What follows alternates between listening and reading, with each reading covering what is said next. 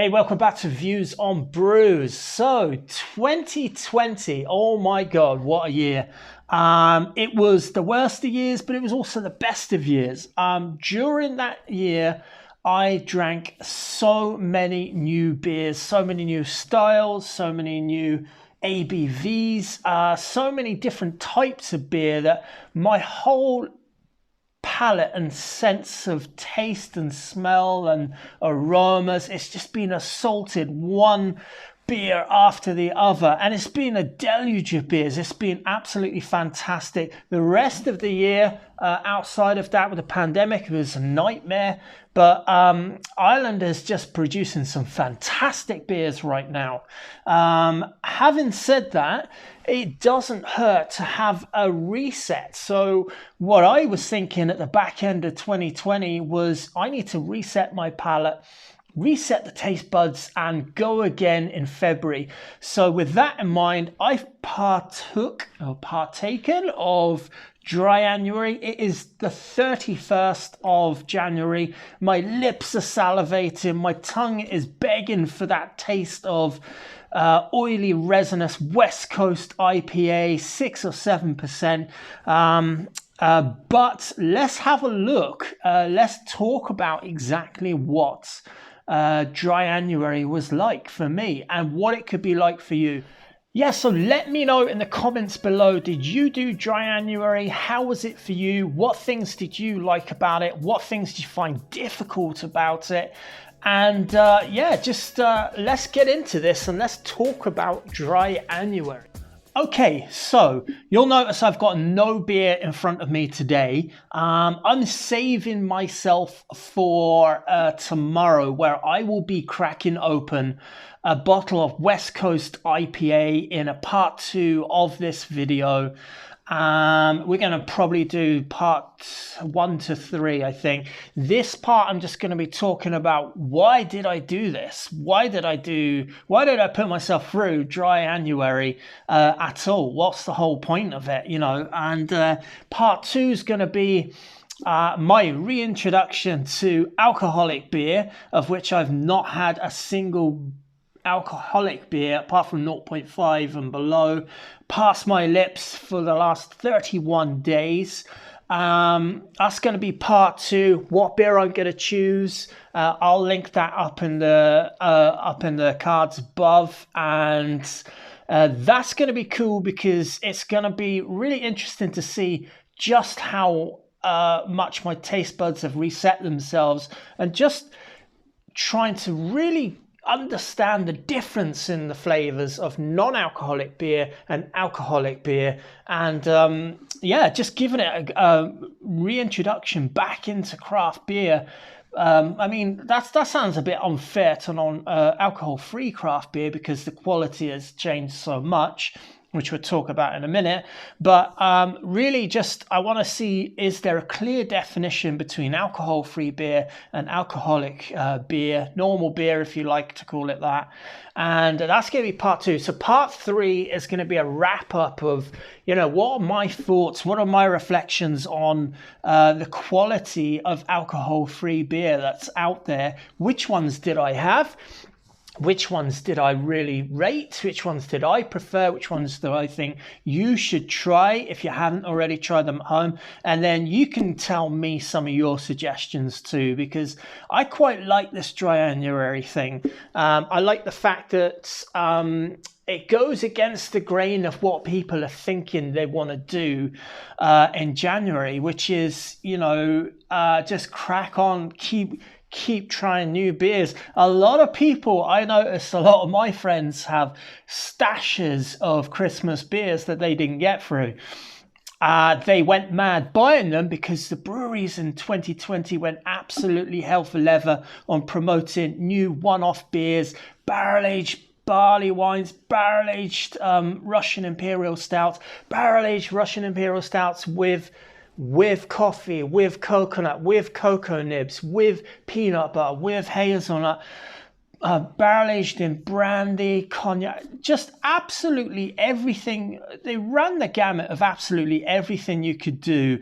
And Yeah, that's really what tipped the scales for me, because you cannot just continually drink craft beer at that rate and expect nothing to change in your physiology, in your health, in your lifestyle. And for me, particularly a person that wants to review beers, I just think that I really needed January to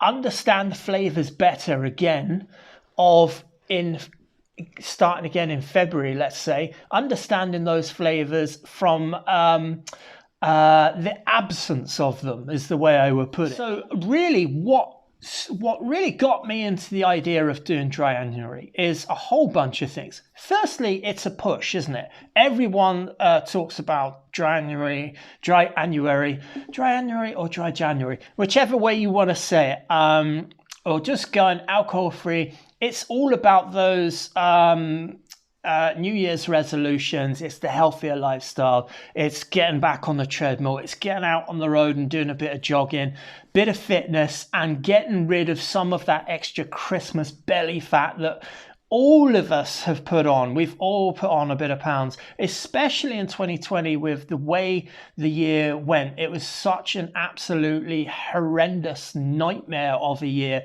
for the majority of the country. Some people have thrived in it, but myself, I've been at home for over 6 months on pandemic unemployment payment here in Ireland. It's been a nightmare for me. I'm a chef. I'm used to working in a kitchen. I'm used to putting myself under pressure and being busy. So when you're at home and you're not doing those things, obviously you go ahead and start a YouTube channel as the first thing you do.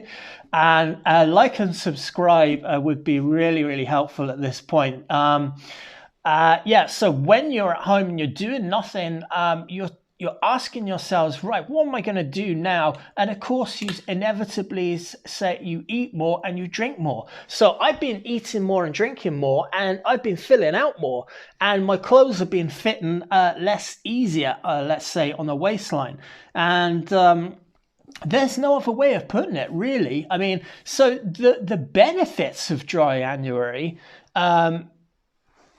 far outweigh me not doing it. So, there's the motivation to do it, to set myself a challenge and to say, hey, can you do it? Can you actually go 31 days without beer? And that's just the simple one. Okay, then you can say to yourself, okay, so if I'm not going to have beer, what else am I going to do? Yeah, so one of the things that a close friend of mine suggested was, well, if you're not going to drink alcoholic beer, why don't you give non-alcoholic beer a go? And as soon as he said it, it just felt like a really, really obvious but sensible and great idea, especially for this YouTube channel, especially for trying new experiences in craft beer, in beer in general. Why not have a look at the lower ABV beers? And it really did play into my thinking, which has been over the last couple of years. I've noticed that craft beer has risen in alcoholic volume as a percentage of alcohol. So if you have an American West Coast IPA, you are looking at a 6% plus beer, by and large. We've gone are the days where we're just drinking 4.3% beers. Now we've entered this whole arena of who can brew the biggest. We've gone from dippers to tippers to quippers or kippers or whatever they're called, QIPAs. I've seen a few of them already. I've already seen in January that people are trying to sell 13% stout. That is a huge amount of alcohol for your liver to metabolize and deal with before it passes it through the bloodstream. That is a huge amount of calories for your body. That is a huge amount of carbohydrates and sugars and extra proteins. And all those things go to make us more hungry after we've had them. And of course, if you're just having one of those, but you're at home and you may have been home more on pandemic pandemic unemployment, or you may have just been home because you are because we're being told to stay at home more. Obviously you're going to drink more beers. So that's what's happened to me the last year. And I'm just going to hold my hands up and say I haven't liked it. I've loved the beers. I've loved finding them and getting them and trying them, but I haven't liked putting on the extra pounds on the belly. And those are just the straight up facts. So health has been a big thing for me. The motivation for doing it has been in part the health. It has also been in part the taste buds, resetting those. And then, of course, looking at what else I was going to do in place of it.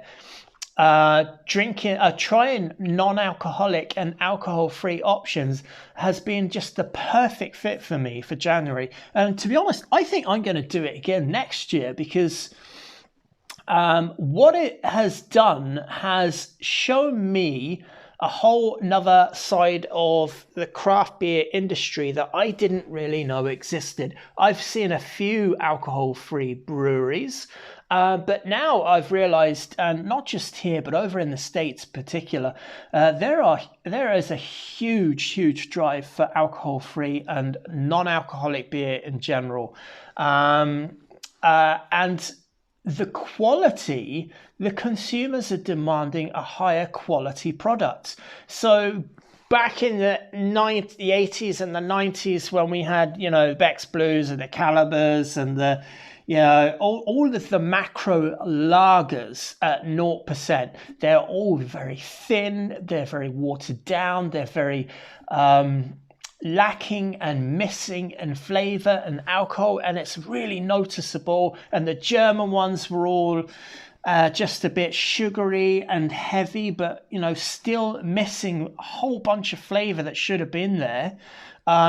That style of alcohol-free beers is just, it's not good enough for today's consumer. If you're watching this and you think you might have an alcohol-free beer, you don't want to have one of those old macro 330ml bottle lagers. They're just made just to fill in the market for people that can't drink for some reason, designated driver or whatever reason. Consumers just not putting up with that anymore. And I wasn't very happy with a lot of the beers that I tried, but I'd say about half of them were on just a completely different plane altogether. We'll talk more about those beers in part 3, I think. Yeah, so really the whole idea for me is the challenge of not having beers for 31 days. Everyone likes to set themselves goals in the new year. The health benefits of it, which are obvious because you're intaking a lot less calories. You're reducing your alcohol consumption. You're giving your liver a rest. Your mental acuity goes up. Absolutely everything just gets a bit better. Now, I've been actually suffering for the last couple of weeks with a bit of a chest infection. But even with that, I actually feel really super alert and awake. My sleeping has been better. My digestion has been better. These are just plain facts of it. If you drink 1 or 2 beers an evening, 5, 6 or 7 evenings a week, and maybe you have a bit extra on the weekend or whatever it is you have, reducing alcohol content, reducing the amount that you drink is always going to be good for giving yourself a break. So really that's what it's been for me. And I'd be really interested to know, has it been a benefit to you in your lifestyle if you've done Dryanuary? This is the first time I've done it, but what I really feel now is I'm invigorated now to get back to try beers again, because there was no, if I hadn't have done this, there'd be no break in my alcohol consumption for me to really miss beer. Absence makes the heart grow fonder. I'm not talking about coming back 100 miles an hour and drinking as many beers as I can, but I really want to get tucked into some of these beers that I've got behind me and with a renewed sense of excitement and passion for beer. So February is going to be, for me, a really, really exciting month. Don't forget, February in Ireland is flagship February, so we like to look at the flagship beers that there are out in all the local micro craft and bigger non-craft size breweries. Anyone that makes a beer that is in some way crafted, as long as the passion hasn't been taken out of it. I'm interested to try the beers and see what's on offer. Yeah, in part 2, I'm going to be talking about, basically, I'm going to crack open a beer for the first time in what will be the 32nd day. So after 31-day break, I'm going to be cracking open a style that's really captured me. I know a lot of people are mad about their East Coast IPAs, their soft, pillowy NEPAs, and their barrel-aged imperial stouts or whatever it is that you love. What I love is an old-school West Coast IPA, one of those resinous, dank, piney, citrus, American hopped beers that just they sit in that 6 to 7% range. So that's what I'm going to be doing. I'm off out to the shops in a minute to go and buy the exact beer that I have in mind. I have a whole load of beers here, but there's one beer that I really wanted to revisit. It's a beer that I've heard mentioned lately a couple of times, and I feel it's been a little bit maligned. What we all tend to do, us craft beer nerds, is we go looking for the next beer and the next beer and the next beer, and have you tried this and have you tried that, and that's all part of the fun of it. That's the adult kid in us. We're looking for that next beer all the whole time. But in Ireland, there's a brewery that has a really nice it's kind of like a double IPA. I can't even remember. I think it's about 7% range, West Coast style IPA. I'm going to go off now and go and pick it up. And in part 2, I'm going to crack it open and drink it and tell you my thoughts on it. And to see, has my palate changed? Can I pick up things a bit better? Is my nasal passage a little bit more in tune with flavors that it might remember, but it's missed in the last month? Yeah, so if you're doing Dryanuary as well, also let me know what beers you are first, or what's going to be your first beer, let's say that. What's going to be your reintroduction back into the world of craft beer? I'm so excited. I cannot wait to try another West Coast IPA. It sounds so bizarre saying that. But that's been my sort of part 1 roundup of this Dryanuary experiment, if you like. I think it's been absolutely fantastic. I would wholeheartedly encourage you to give it a go. Don't have that fear of missing out. Every single month there are new beers coming out. Every single week there are new beers coming out. We don't have to try them all. Yeah, so let me know what's going to be, if you're doing Dryanuary, let me know in the comments below. I really, really want to know what you are drinking as your first beer back after Dryanuary.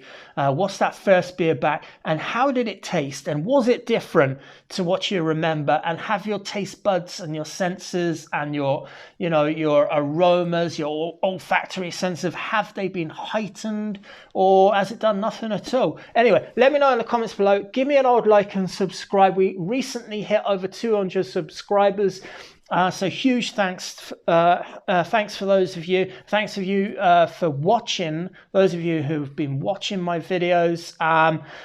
We're getting there. We're making small steps to make the channel as well as I can.